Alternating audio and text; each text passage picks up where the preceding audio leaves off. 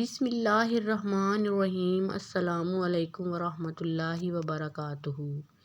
ایک عورت تھی جو ہر روز اپنے گھر والوں کے لیے روٹی بناتی تھی اور ہر روز کسی بھوکے راہگیر کے لیے ایک اضافی روٹی بھی بناتی تھی اور اس اضافی روٹی کو کھڑکی میں رکھ دیتی تھی اور ہر روز ایک کبڑا فقیر وہاں سے گزرتا اور روٹی لے جاتا اور گھر والوں کا شکریہ ادا کیے بغیر یہ کہہ کر چلا جاتا، جو برائی تم کرتے ہو وہ تمہارے پاس رہے گی اور جو تم نیکی کرتے ہو وہ آپ کے پاس واپس آئے گی۔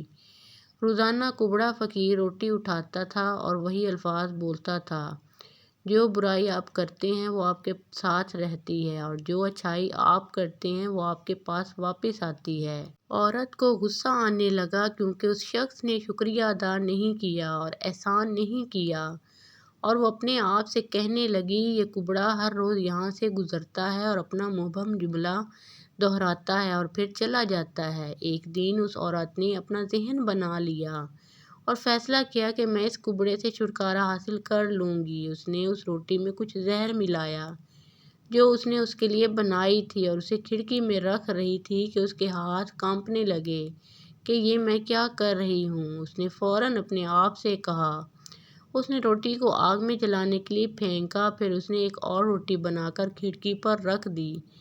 حسب معمول کبڑا آیا اور روٹی لے کر بولا، تم جو برائی کرتے ہو وہ تمہارے ساتھ رہتی ہے اور جو تم اچھائی کرتے ہو وہ واپس آ جاتی ہے۔ وہ عورت کے دماغ میں بھڑکتی ہوئی کشمکش سے بے خبر اپنے راستے پر چلا گیا۔ وہ عورت ہر روز روٹی بناتی تھی، اپنے بیٹے کے لیے دعا کرتی تھی جو اپنے مستقبل کی تلاش میں کافی عرصے سے دور تھا اور کئی سالوں سے اس کی کوئی خبر بھی نہیں تھی، اور وہ اس کی سلامتی کی دعا کرتی تھی کہ اس کا بیٹا اس کے پاس واپس آ جائے۔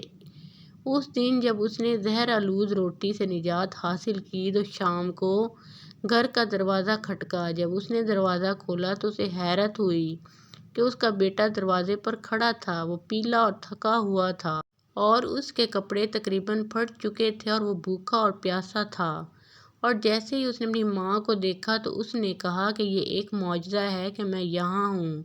یہاں سے چند میل کے فاصلے پر میں تھکا ہوا تھا اور اتنا تھکا ہوا تھا کہ میں راستے میں ہی گر گیا اور میں تقریباً مر چکا تھا۔ اگر ایک کبڑے آدمی کا گزر نہ ہوتا تو میں نے اس سے التجا کی کہ مجھے کچھ کھانا دے، اور وہ آدمی اتنا ہی مہربان تھا جتنا اس نے مجھے روٹی دی، اور وہ مجھے دیتے وقت اس نے کہا کہ یہ اس کا روز کا کھانا ہے اور آج وہ مجھے دے گا کیونکہ میری ضرورت اس کی ضرورت سے بہت زیادہ ہے۔